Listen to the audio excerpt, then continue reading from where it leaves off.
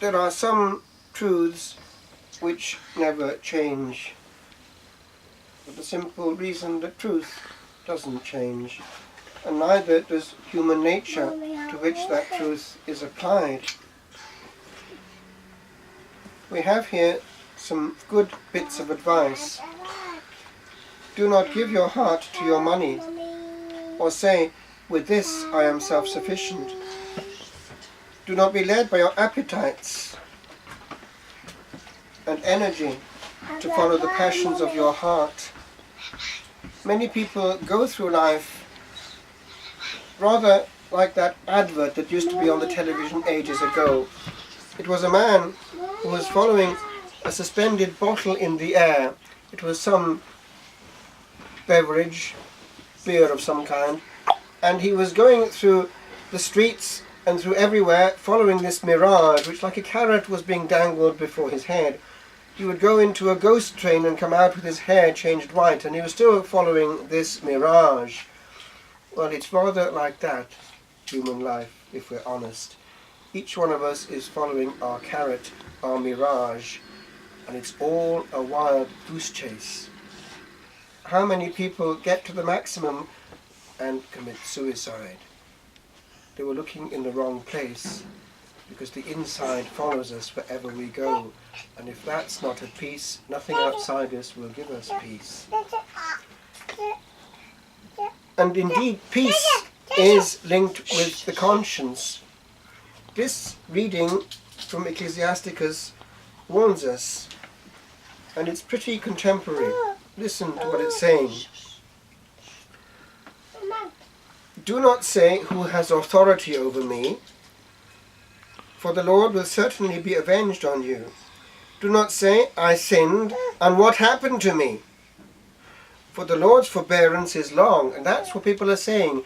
Well, I'm still okay, aren't I, no matter what I do? Well, the Lord is patient. It doesn't end in this life. And it goes on. Do not be so sure of forgiveness that you add sin to sin. And that's pretty well what we see. Once we start, we might as well finish, and on we go. And what happens? The conscience is troubled, so the only way it can handle it is to dull itself with more excitement and more of this mirage. But it's avoiding the issue. And until that issue is faced, we're condemning ourselves to be very, very unhappy. Compare that with a person who might actually be suffering a lot, but is at peace. It's nothing, therefore, to do with physical pleasure or even suffering, its absence. It's far deeper. Joy comes at a cost. The cost is being at peace with our Creator and under His terms. That leads then to peace amongst each other.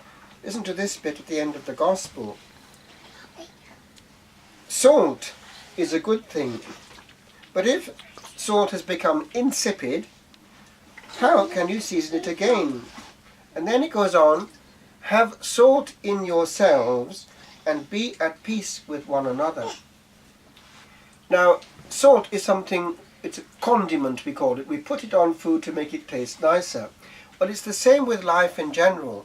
We can be insipid, dull people, heavyweights in conversation. Or we can be like salt and pepper, making it a little bit more spicy and interesting. The Lord has actually given us one little clue about how to do it. It's what is planted in our being which no other creature has, the sense of humour. Laughter is the best medicine. And I am quite convinced that in those terrible years in the war, the British sense of humour was one big element in keeping them sane and keeping the fighting spirit going. It was actually manifested unexpectedly under great duress. For instance, one of the great battles of the war was the one down in the Desert Storm, when one of the great generals met one of the great generals. It was what they called Monty, General Montgomery, who came head to head with the great German one, Rommel, who eventually had to commit suicide.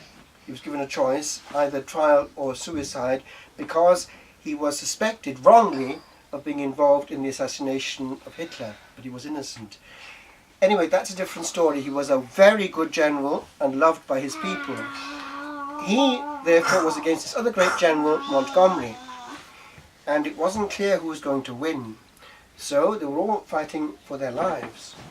As it got close to the great battle, the British troops saw the great general passing, and they were all saluting him.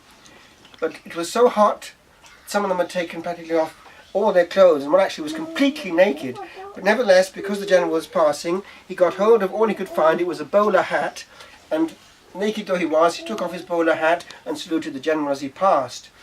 The general was furious, and he replied, "Under no circumstances must bowler hats be worn in the British Army," and went on.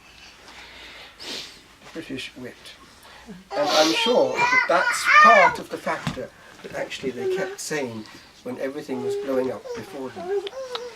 It's kind of important, friends. We can make of all things something awful, or we can bring it down a bit. Peace is the clue to joy both with him and amongst each other. Don't ruin the peace. Life is too short.